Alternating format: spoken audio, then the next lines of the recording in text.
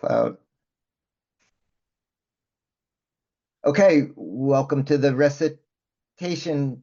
Today is going to be the Fab Lab ecosystem ably shepherded by Sherry Lassiter.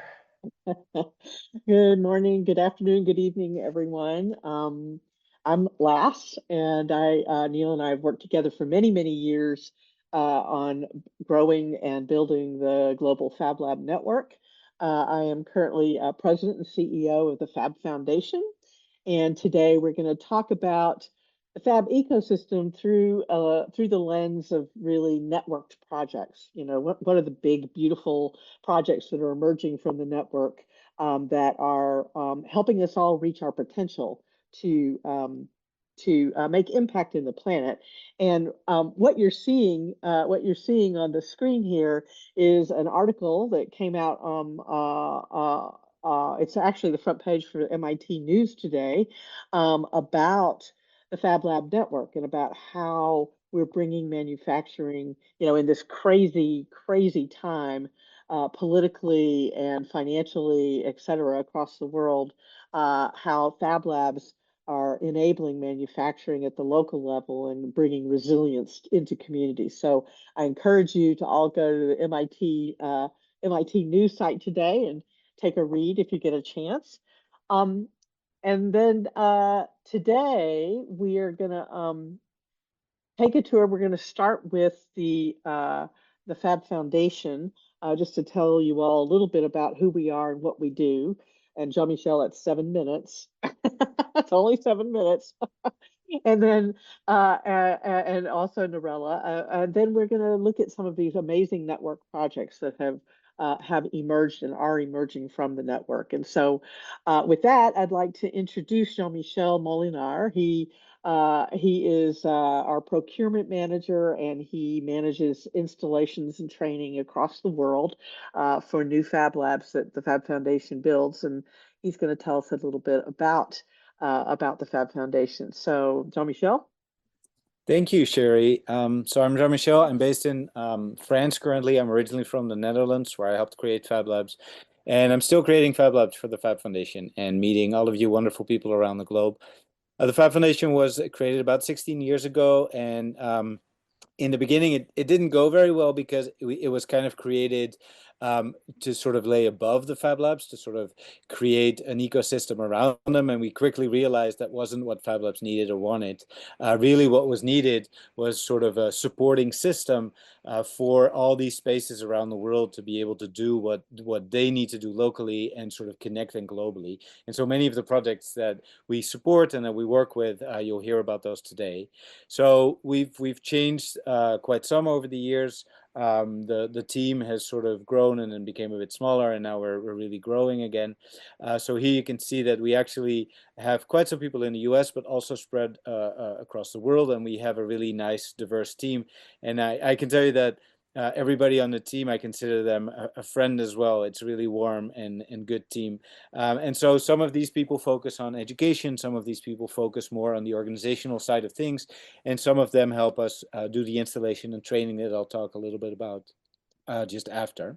So if you can, there you go. So you are on the Fab Academy, which really is something that set off sort of a larger thing around education, which we started calling the Academy. And I think it was Nadia Peak, who you may have heard about, a master machine builder, who came up with the name as the Academy of Almost Anything. So next to Fab Academy, there's also the Fab Academy, which teaches you about fabrics and about fashion, but also about sustainability, about natural materials and dyes and biology. There's the Fab Learning Academy, which is similar to Fab Academy, but really geared towards education professionals. So if you are in a school and you have a Fab Lab and you want to know how to use that Fab Lab in your school, then that one is for you. There's Fab All In, which is more about equity and equality. We are working on Fab Futures, which are going to be shorter courses about what we call 21st century vocational skills. And we used to have Bio Academy, which was how to grow almost anything, which is currently only available sort of via MIT. So they still run that course at MIT, but it's not happening globally. We also have a platform called Scopes DF, where people in education can post content for education professionals. So if you're, again, in a school or in a community center and you want to know what kind of projects you can run with a Fab Lab, you can go here and either upload or download content for your classes. Next slide, please. Next to these things, we also create labs. So people are absolutely able to create their own lab in the way that they want, and we do encourage that. But we often get questions if we can set up labs for people. So the micro lab is actually a little bit different. Luciano will talk about that just after. But we do different sizes of lab, and the Fab Lab here is really the standard one that allows you to do Fab Academy. But we've also started doing super labs, and you'll hear from Terrence today, with whom we installed a super lab, which is a much more advanced space. And actually, if you have a super lab, you can make an entire Fab Lab on your own. So next slide, please. So this is just an idea to give you an insight of where we created these spaces. So some of the areas you can't see, but the 20 mini Fab Labs, there's a lot of them in India, so you can't even see all the overlaying dots there. But we've really created Fab Labs all over the country, and the idea really is to create something of a very high standard that's sustainable and that helps the local community. Next slide, please. And this is just to give you an idea that we don't do this alone, right? We have a lot of vendors we work with who trust us and who we trust, but we also get money from a lot of different organizations to do this in refugee camps, in disaster areas, and all sorts of locations around the globe where we create these spaces. So that's a very quick overview of the Fab Foundation. We do many more things, and we're very happy to work for you. And I'll give it over to Luciano Bertoldi right now to talk about a very exciting new project. And let me just note that Luciano is, he started out at EAC, I think, as an intern, and he was also trained as was it an industrial designer? And That's right. and he's an amazing woodworker and participant in the Fab Lab network, and he is now vice president of the Fab Foundation.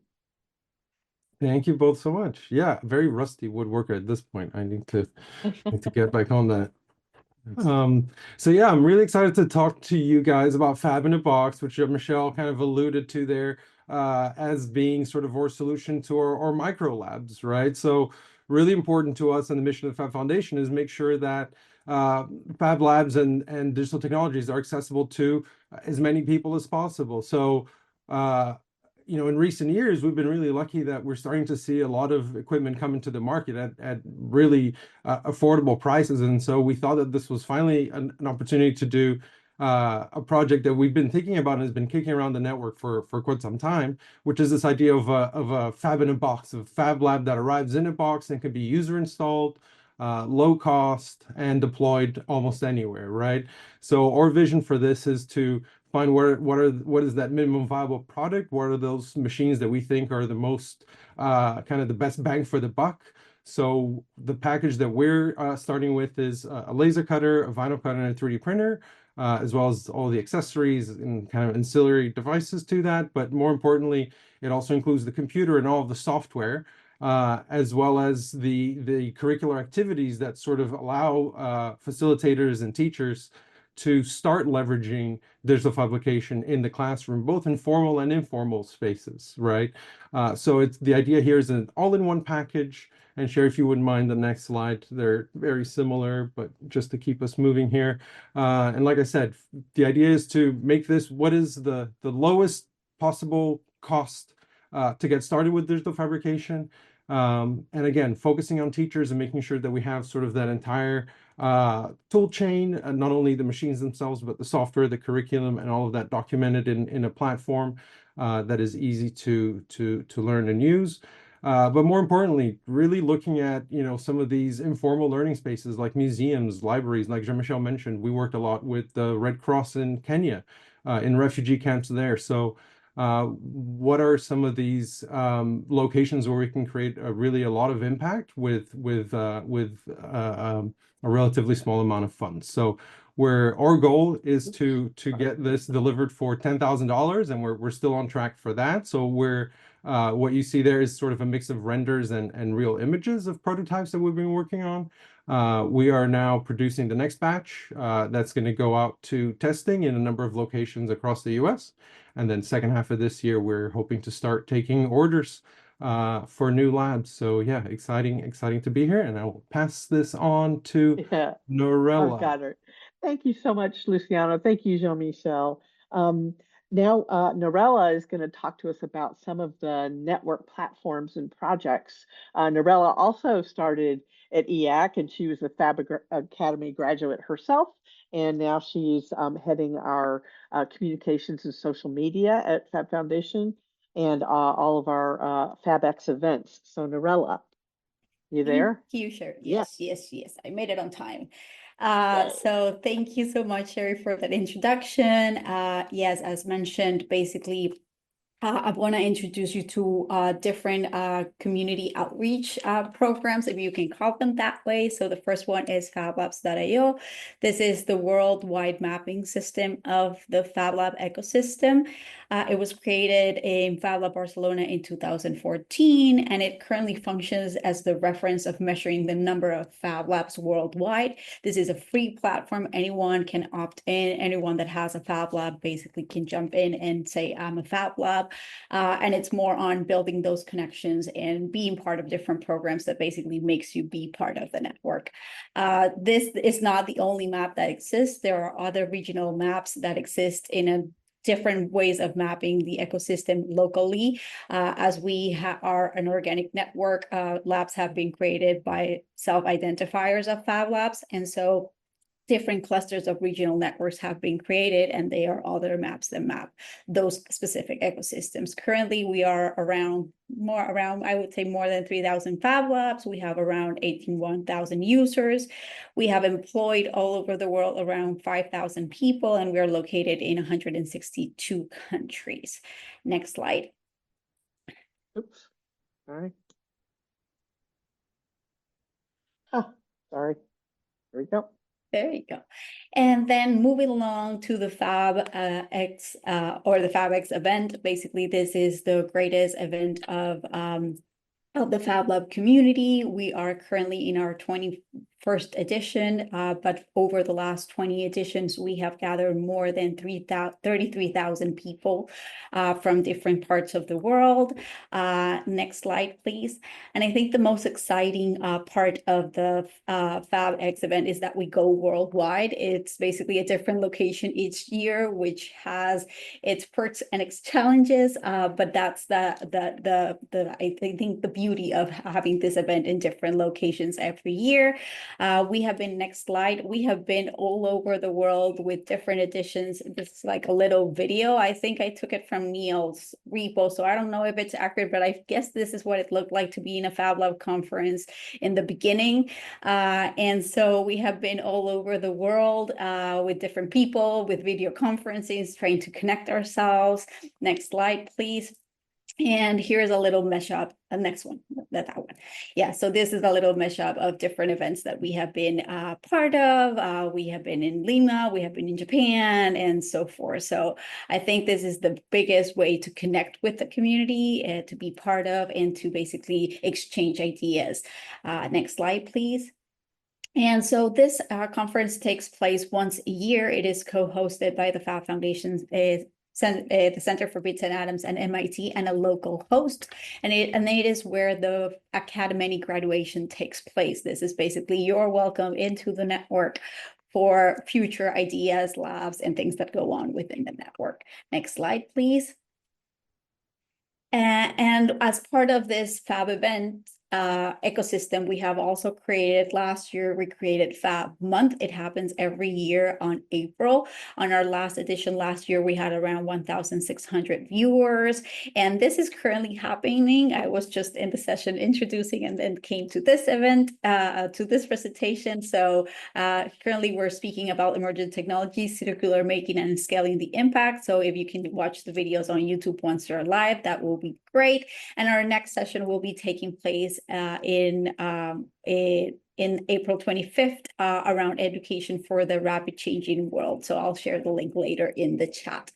And then next slide, then we can go there. And then this year, in 2025, going back to the FabX conference, it will be it's the Fab 25, and it will take place in Czechia. And for a little intro of what that will bring, I want to introduce you to one of the team members of the Czech team, which is a really large team. So I want to introduce you to Jan. Jan, are you there?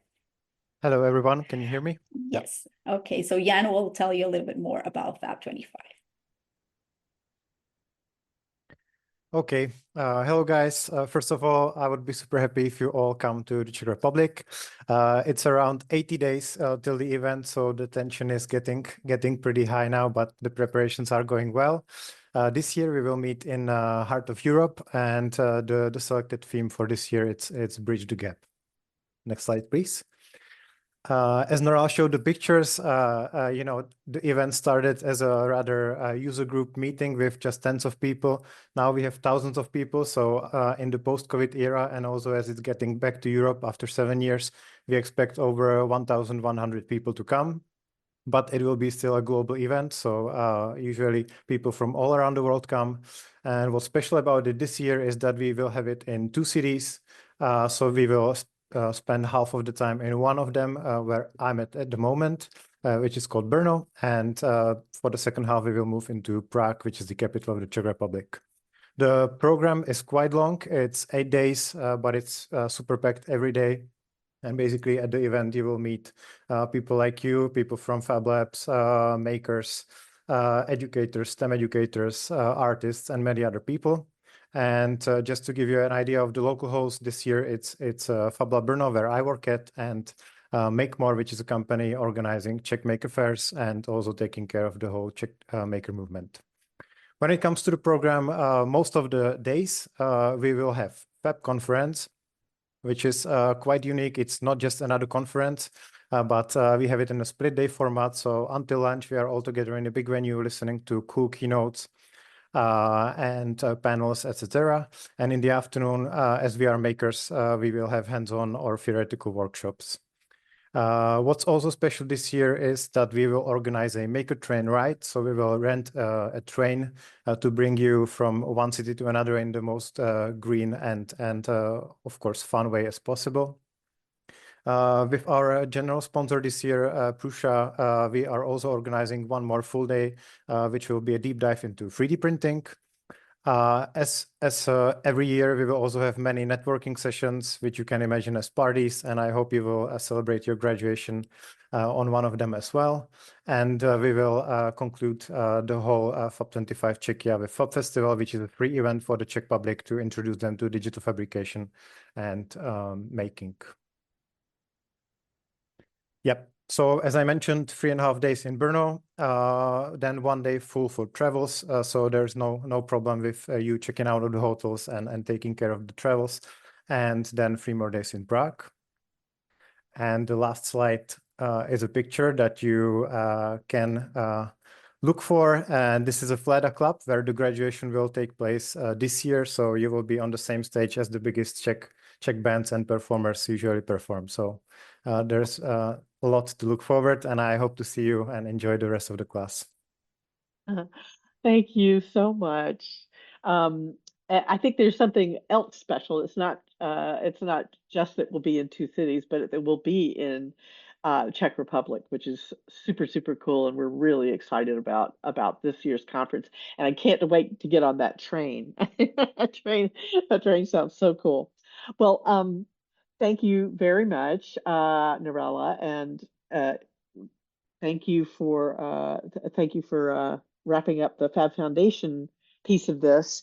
Now I'd like to turn to some of the network projects around the global community. This first one is Fab City. This is a global initiative, and I'm not going to tell you much about it because Frida is here, Frida Yamorti Gabande, and she is currently supporting the Fab City Foundation as network and knowledge manager.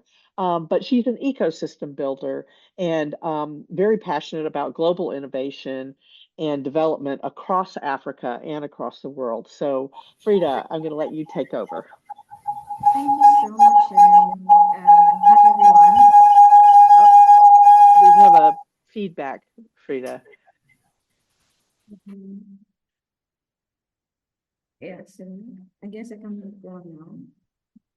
Sorry for that. So Yeah, yeah, that's thanks. better. Sure. Thanks, Sherry, and hi, everyone. I'm happy to share a bit of the work of the Fab City Global Initiative. So the Fab City Global Initiative, we are a community, a global community of civic leaders, makers, urbanists all around the world who are working together to solve, the giant problems in the world today through small actions that are creating impactful results all over.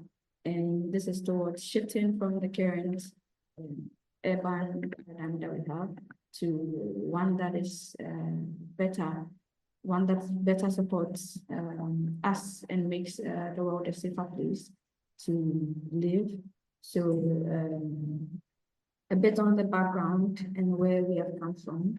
So in 2011, between 2011 to 2014, the Fab City Global Initiative, next slide. The Fab City Global Initiative was merely a theoretical framework that was championed by visionaries like Thomas Diaz, Neil Gershenfeld, and the city of Barcelona. And towards that time, the concept of the Fab City Global Initiative was to scale up the philosophies of the Fab Lab network, like collaboration, community-driven initiatives, digital fabrication to the city level.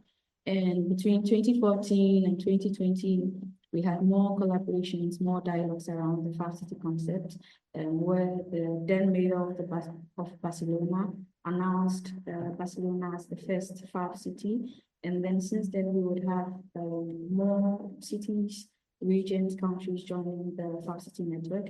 In 2018, the Fab City Foundation, which is the facilitating arm of the global initiative, got established because of the need to, create more connections, have cities have structure, formats for engaging and learning new practices. But now, from 2021 to 2025, the Fab City Global Initiative is now moving from this, early growth stage to this phase of transitioning to more increased network engagement, more community-driven initiatives, and more exchange within the network. So in the next slide, I will show a bit of the work that we've done around the community and highlight a bit of the impact in numbers and also qualitative as well.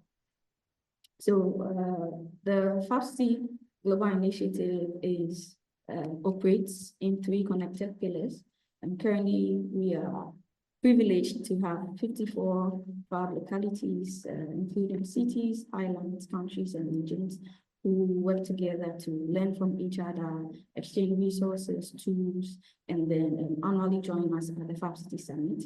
And the Fab City concept is also spearheaded by a collective of 11 members who are super helpful to the journey that we have evolved through over time. They steward the ideas of the Fab City Global Initiative in the work they do, in the initiatives they do.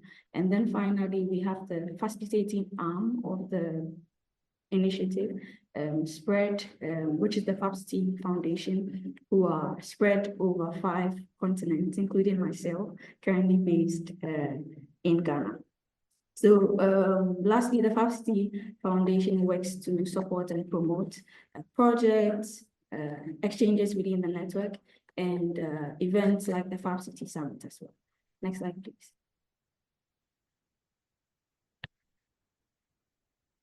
I mentioned earlier that the Fab City Global Initiative has transitioned from 2011 and now to 2025.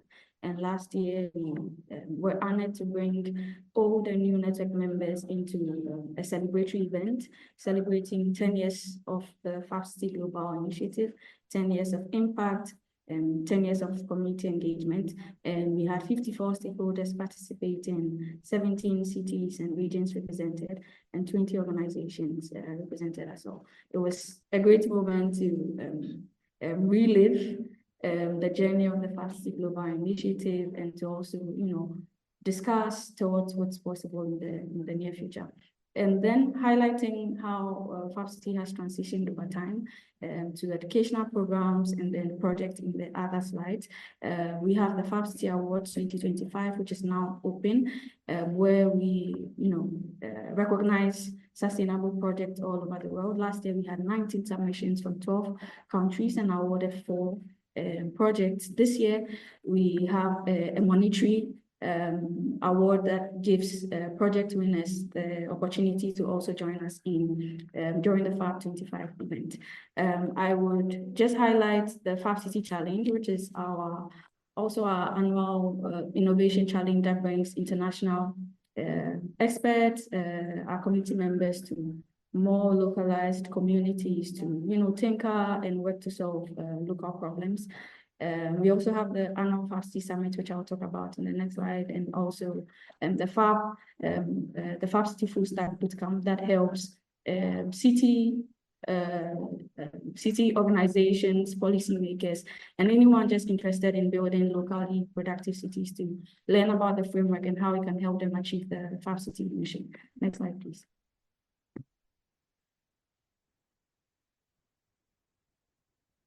So just highlighting work within the one of our programs, which is the Master in Design for Distributed Innovation, that has currently trained over 20 global leaders who are supported with over 10 physical spaces where collaboration and prototyping occurs. I have some impact story that I wouldn't go over, but it just shows how connected the community is and how impactful the program is happening at Fab City also is. Students have access to design lectures and roundtables where they get to connect with experts and communities and cities, and they're also privileged to have hands-on sessions with the faculty members and also among themselves to create projects that are sustainable and also community driven as well.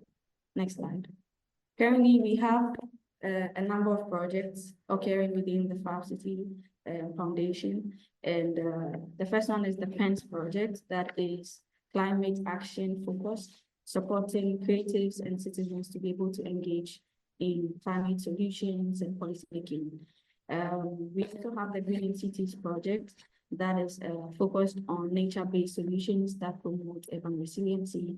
We have the MakerTech project as well, that is focused on building modular maker spaces that promote sustainability in craft and fashion.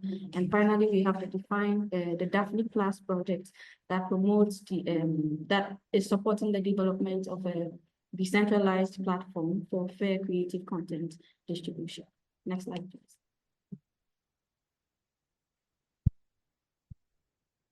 So finally, the Fab City Foundation, the Fab City community is joining the Fab Foundation and the global network at Fab 25. And this year we are joining with a curated Fab City program. And the goal is to foster more collaborations within the network and foster more knowledge exchange. And our sessions and our conversations will be around these thematic areas: policy, urban resilience, sustainability, and craft and fashion. So we are looking forward to connecting and exchanging. You can find us at fab.city and then reach out for any connections or collaborations. Info at Fab City. On our website, we have a repository of resources. You can know what events we have access to the global network and the project and such. Thank you so much. Rita, thank you. That was wonderful. It is one of the most exciting projects in the network, and I encourage you, if you're coming to Czech Republic, please participate in some of these workshops and content. Next, we are going to talk about the Internet of Production. Andrew Lamb, I met Andrew when he was first. Andrew, do you have your slides? Do you want me to? I'd like to present from my own computer if that's all right, because Okay, I I'm going can't to get stop Google to. sharing. I'm going to Yeah, stop sharing and you thanks. can take over. But Andrew, when I first met him, he was the innovation advisor for Field Ready, which is one of these amazing agile small humanitarian aid organizations. And since then, he's just he was a co-founder and CEO of Engineers Without Borders. He is a Shuttleworth Fellow. And he focuses on open approaches to small manufacturing. Anyway, he's amazing, and he's going to tell you about this wonderful work that he's doing. You take Thanks for it. this. What I'm not good at is using Google Slides, so thanks for doing the quick share there. I want to talk about makerspaces as digital innovation hubs. The Internet of Production is an alliance of organizations that's all about trying to bring together the components, the infrastructures that you need, the open digital infrastructures that you need for distributed and networked production by the masses. And we see makerspaces as hubs for that production, and Fab Labs, people we collaborate with a lot. One of the ways we've done that is through a project called the Make Project, where we connected together networks of makerspaces in European and Africa. We brought together a number of organizations, including the Fab City Foundation. I worked very closely with Frida for quite some time, so it's good to hear her on the call today as well. But these are networks of makerspaces that, in Europe and in Africa that collaborated to produce a series of innovations, which I'll come on to in a second. I want to run through because it'll give you a sense of what our alliance, the Internet of Production Alliance, produces. We're trying to shift a paradigm or complement the paradigm of mass production with production by the masses. So shifting bits rather than atoms around the world and making things locally, basically. The idea is to create large networks of small manufacturers that can compete with imports. So, 200,000 items being made in 2,000 places on a single contract, each providing items according to the local area of need. It's come out of my work in disaster relief, where big organizations like the Ministry of Health or UNICEF might want to place large orders, but then makerspaces and local manufacturers can't necessarily fulfill those orders.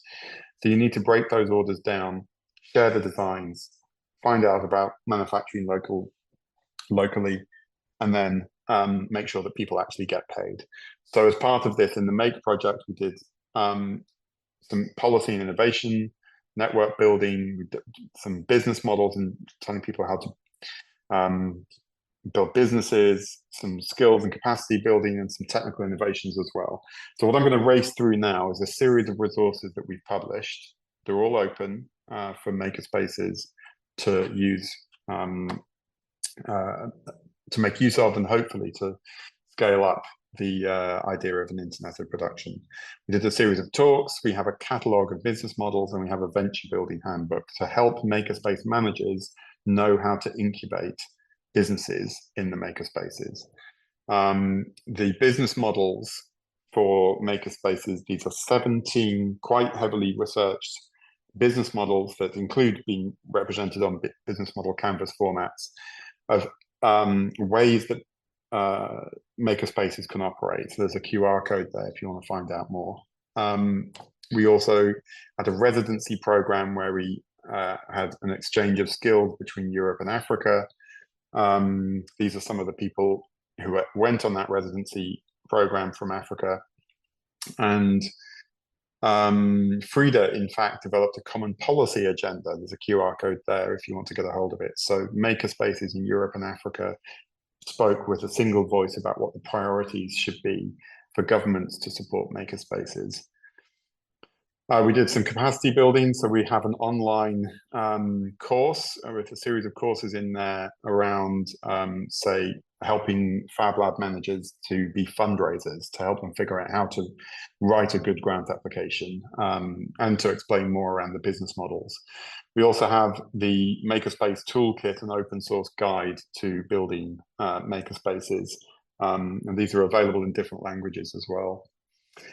So the Makerspace Toolkit was delivered as a training program, and that was all about building capacity to enable then distributed manufacturing.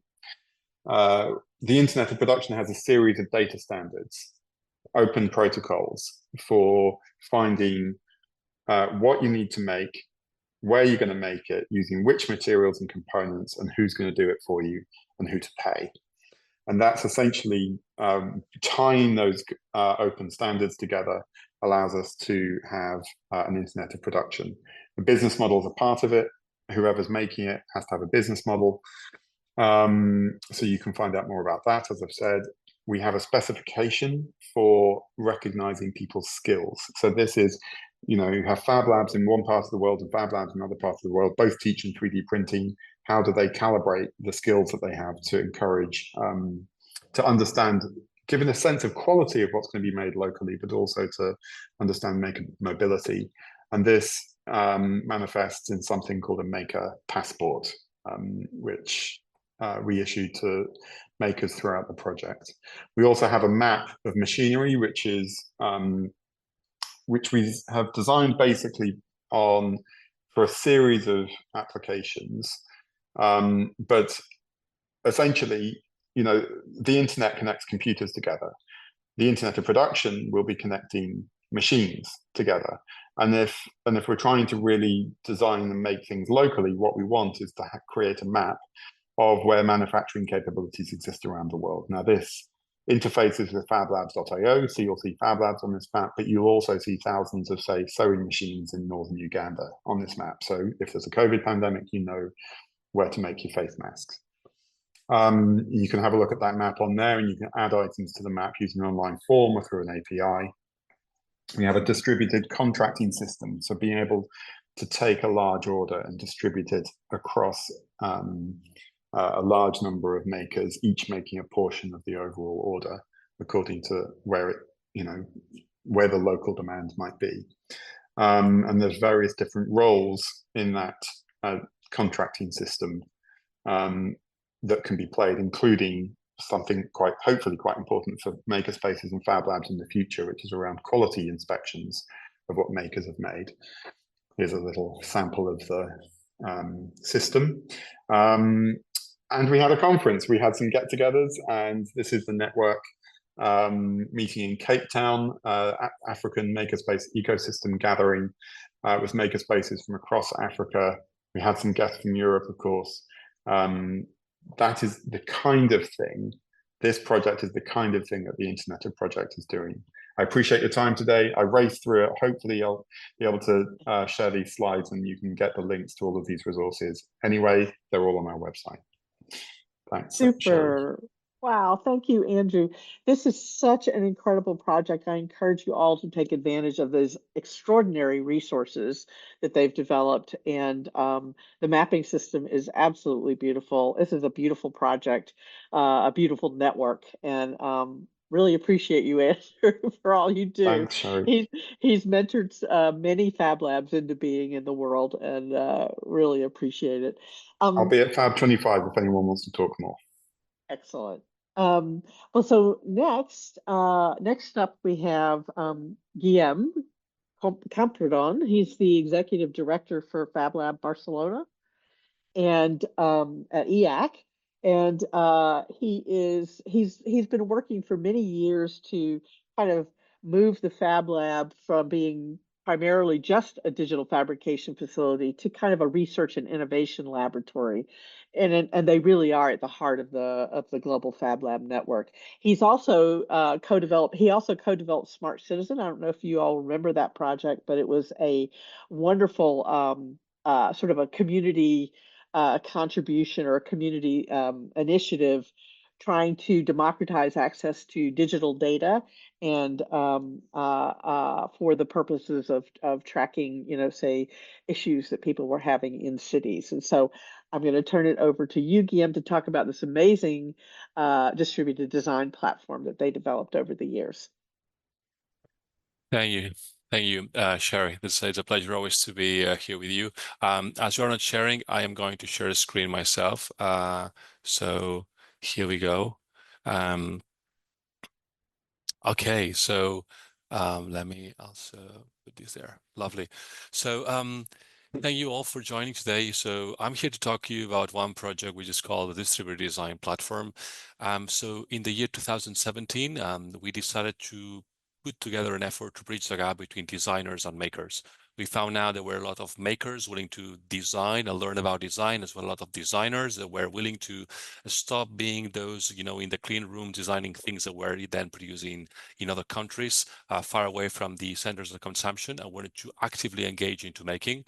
So to support that network, especially in the European context, we started the Distributed Design Platform. So I'm going to go through that platform a bit to tell you a bit more what do we do, in case you like to engage for future activities, but also to give you a sense of the kind of projects and networks that you can build on top of the Fab Lab network to inspire you to start your own platforms and your own work, and to start creating impact. So what is distributed design? Well, distributed design is a platform that supports emerging creatives that work on alternative to mass production. So I think very rooted to the work that also Andrew was sharing here a moment ago.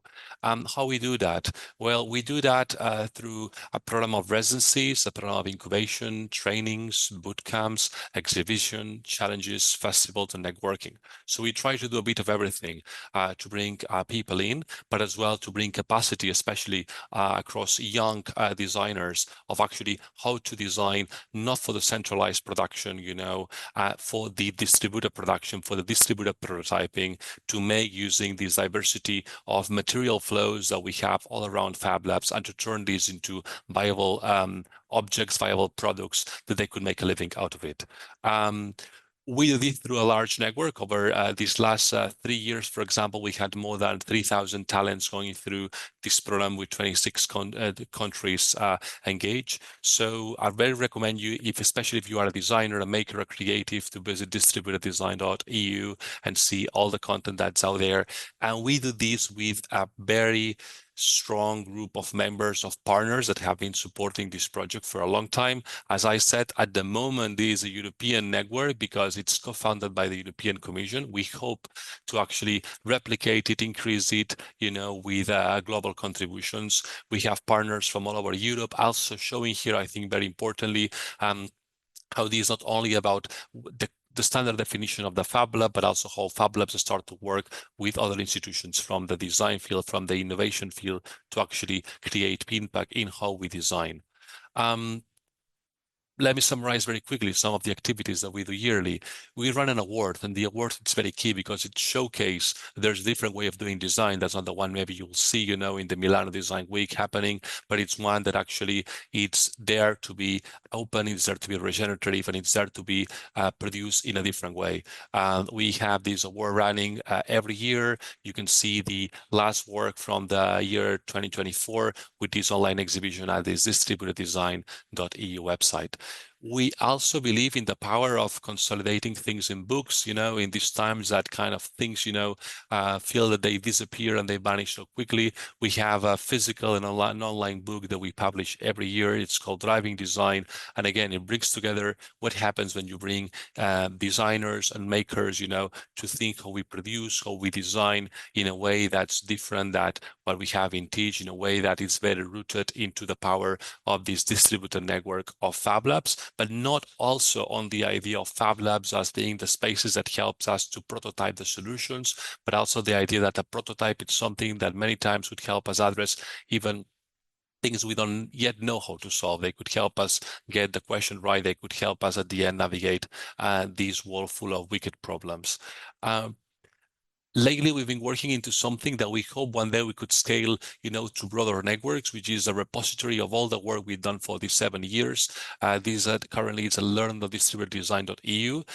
It's a platform with all the knowledge that these 22 partners have created, but it's also the first version of a retrieval augmented generation system we are putting together, and we hope to bring into other repositories by the network. So long story short, I think we all agree we produce a lot of good content, but we need better ways to search for it, to identify it, to create learning journey. So that's kind of the better version of this earlier stage tool for kind of managing the knowledge of distributed design we hope we could bring to other Fab Lab ventures. So you have here, QR if you want to go and do a quick exploration. Moving forward, I thought it was good also to bring you here very quickly, some success stories. You maybe heard about Domingo Club. Antoine Genoard, actually, he's a Fab Academy alumni. In 22, they won the Distributed Design Awards with this project called Domingo Club. That then they went into this mobility scheme, which is part of the distributed design, allowing you to travel to other Fab Labs in Europe to continue to develop your work. They went to Polyfactory in Milan, and currently they are design mentors at the Creative Talents Challenge that we have. Domingo Club, for the ones that don't know, it's a project where they design with a maker approach, tools that enable you to make food, specifically fermented food, what you see on the images of a fermenter for tempeh. But I think it's very nice when they succeed to connect the work that, happens in the labs with the wall of food, the wall of, at the end of gastronomy. Moving forward, another project, Batchworks, in 2018, Milo McLaughlin, he participated in the Distributed Design Lamp Challenge that we launched in making lamps that could be manufactured in Fab Labs. This then turned into part of distributed design. They also succeed to, during the COVID-19, to design the Batchill project that was part of the... 1 minute, sorry, 1 minute. No, just go to ahead. give you I'm the almost head. finished. That was part of this online exhibition of distributed design. So again, nowadays Batchwork is a company that it's out there supporting you in how to make distributed manufacturing for your own designs. If you want to engage with distributed design, you can join us as a creative talent, as a member, and of course, further on, hopefully we bring it also outside of Europe. You have here my contacts and social networks, and last 15 seconds, sorry, to tell you that another great project, last mention it, Smart Citizen, that we've been leading for many years, will be at the Fab 25th with a challenge we're putting together with Sid, with Meshtastic and Hackster in the next version of the device using distributed web and communication protocols. So join us for the challenge also at Fab 25th. Thank you. Thank you so much, Guillaume. EF, of course, is amazing. Fab Lab Barcelona is an anchor partner in all of this work, and we're so excited about the platform. Thank you. Next, we'd like to hear from Ilaria Lamana. She is working with Studio 5-6 in Qatar. She's been focusing for the last 12 years in education and technology. She has a project. She's also an artist in her own right? And she is a lecturer at Qatar University. She's extraordinary. Ilaria, along with some of your colleagues here, like Rico and a few others, have built this extraordinary network called, I think it's called Fab Kids. So Ilaria, it's gonna have to be like 6 minutes. I'm sorry, Ilaria, we're running out of time, but go for it. No problem. Thank you so much, Sherry, and thanks everybody. Who will share? I will share. You will share. Okay, great. You can share, but it will be a lot of work on you, Sherry, because I will go fast, so you have to click. Okay, so what I will represent today, just to connect the other project, I'm also in the crib of YAC. So I'm graduated YAC in 2009, where I also start to work in the Fab Lab Barcelona 2009. You can go next slide. I will just present today actually Global Kids and a bit of our story. So we have a collaborative team across different countries and cultures. And of course, since 10 years, we meet each other. We are from different countries and we live in different countries, but we work together online from many years. So you can go next slide. So how we start? We start as Fab Lab Kids from Latin America in 2014, where we decide that digital fabrication should be spread in the community of the network with other other kids, and we won an Fab Awards in Boston with the Emosisha chair. It was, of course, this is a fabrication product, but it was an open source product that spread all over the world, and the DNA of this project changed according of the culture and change also according of the user, from a slider to participate as no fast. And so with this way we grow, and the key it was to be open and to be adaptive to any of the Fab Labs. So you will see the project that they will shape according of the machine of the Fab Lab. You can go next slide. So there was one moment that from Latin America we switched and we growth. So from Fab Lab we became Global Kids from 2019, and you can go next slide. So Global Kids, actually, it's an annual event that celebrates the most important things is the culture. We learn that kids in different countries, they have different tradition and they do different celebrations. So the excuse it's using tools to create a cultural design. You can go next. So I will show you a little bit during all this year, which are the country we touch. We celebrate the kids in a different way. You can see we start from Japan, Africa, and Thailand, global, Bhutan. And then last year, of course, we were also in the Fab event in Mexico. And this year we will be in Czech Republic. I will show like now, next slide, what we did every year. There are a lot of visuals. So these are visuals collecting from the years. So we start with the Japan. And we learn from the culture of Japan how they celebrate the Kids' Day, creating this amazing flag of koinobori. And we convert these traditional prototypes in digital fabrication, and then we're sharing a song. We can go next. For example, like also it was, of course, this was COVID time. We will be all globally connected. The team of Africa was sharing even songs and dance in them culture. We learn, and kids learn about African culture and words, and we all created at home. I think there is also Sherry there, create an African mask and drum. Then the next year after Africa, we can go, we did Thailand. Also, we create a methodology, and we are accessible for all the tools. Each Fab Labs, of course, have different machine, different material, and everybody adjusts the prototype and the methodology according of the material and the tools that they have. You can go next. So you can see that every year when we choose a country, there is a symbol. For example, this was an amazing experience in Bhutan with the kids around the world. We create a prayer wheel as a 3D printer, but was connected with a servo motor, but was controlled from other kids in other country. So like the connection and the culture, there is no boundary or limitation, like to be interactive and to learn from others, especially in the culture. You can go next. Then also our communication is inclusive, especially when we are speaking about Asian country, like where I am with an Arabic speaking, Japan, Thailand. We translate all the content in the different languages to be accessible to everybody, and we involve many times the embassy. So we have a synergy with the embassy, celebrating that country that support us. So we create like a letter that it's go from the embassy side to be connected with the other country. You can go next. Then what was last year that everybody in Mexico saw us like crazy, working in 5 days just with kids, morning and afternoon. But it was beautiful what the network could put together, because it was not just us as a Global Kids.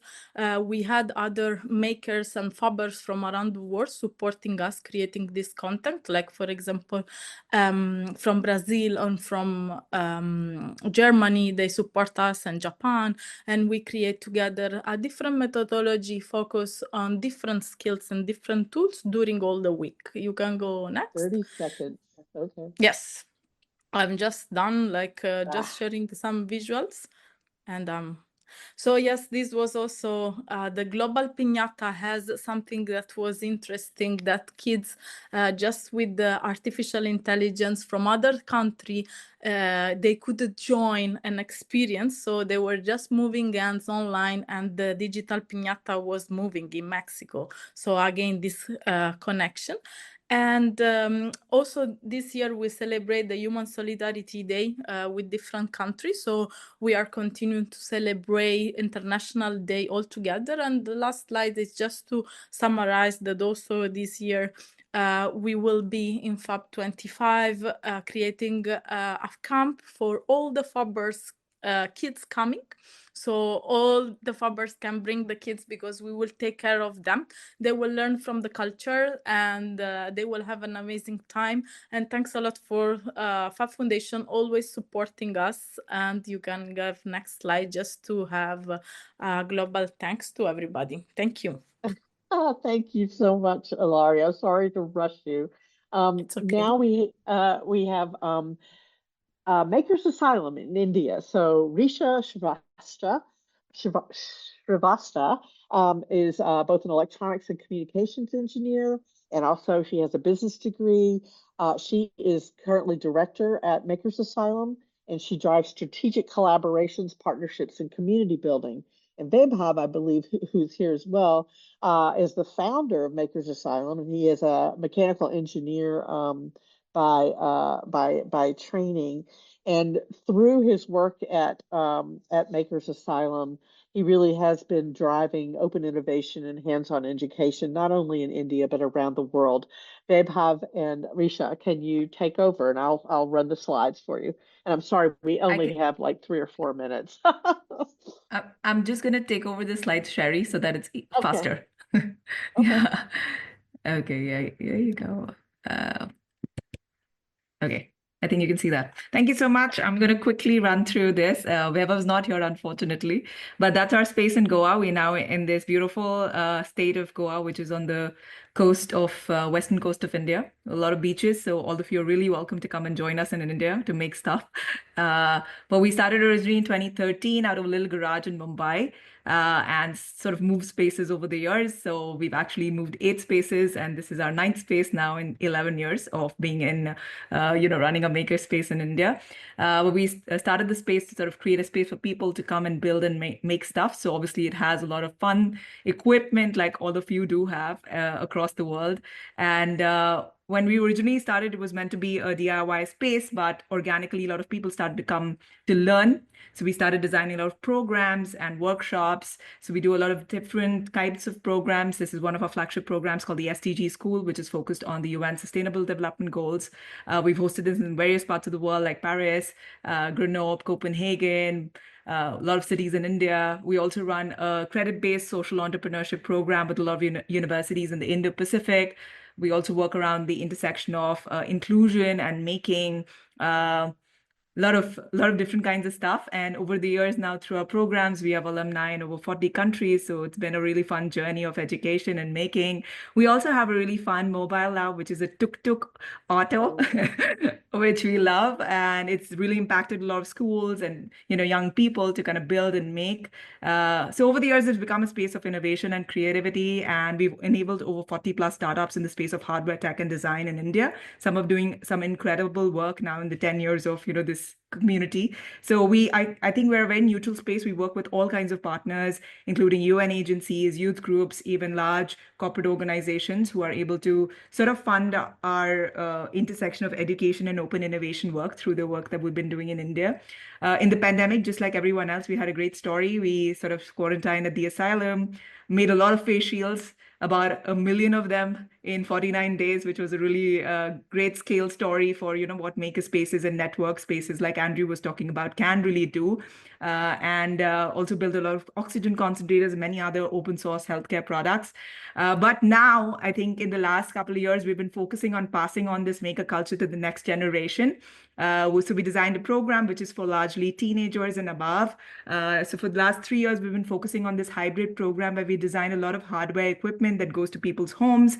And a lot of these students have been coming down to Goa to actually build and bring their ideas to life. So it's been 3 years of kind of working with a lot of young people. We've had over 400 plus talents who've been coming from actually over 50 cities in India now. So it's pretty diverse, and over 15 countries now. So it's been really fun to see them kind of build and make over 50 plus OSHWA certifications all these kids have applied for. So which I think is really amazing to kind of really focus on the open source work that we've been trying to build on.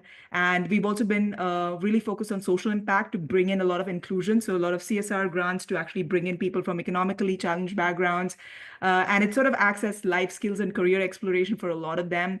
And there's a lot of exposure opportunity. They've gone on to international and national television. And a lot of youth have also been now joining the program to really build this community. Some real impact stories. These two kids, they're not kids anymore. They're 20 years old. They met at the program, the first year of the program. Now they're building a drone startup, which raised about $2 million recently last week, in the last couple of months. So it's been like a really nice sort of growth curve. Wow. And now we've been actually wanting to work with a lot of Fab Labs across the world to take this immersive experience to different parts of the world as well. So if you guys are looking to kind of like host a lot of Indian students, we'd love to kind of like, work with all of you. And please come to Goa and visit us whenever you are in India. Thank you. Oh my goodness, Risha, that was a wild tour, but what amazing, extraordinary work. I am so sorry, everybody. We are out of time. But thank you all for being here. Thank you, all of you, for presenting. Extraordinary work going across the network. And I encourage all of you in Fab Academy to connect and collaborate within these projects. They are truly impactful and very, very exciting. Neil. Oh, I have nothing to say. You've said it all. That was a fabulous session every which way. And yeah, I'll just close by noting that everybody knew they are you. Everybody you met came through the path you're doing and became all of these global leaders. So welcome to the network. It's a resource to help you, and we look to you to help lead it. Thank you, everyone. Fabulous session.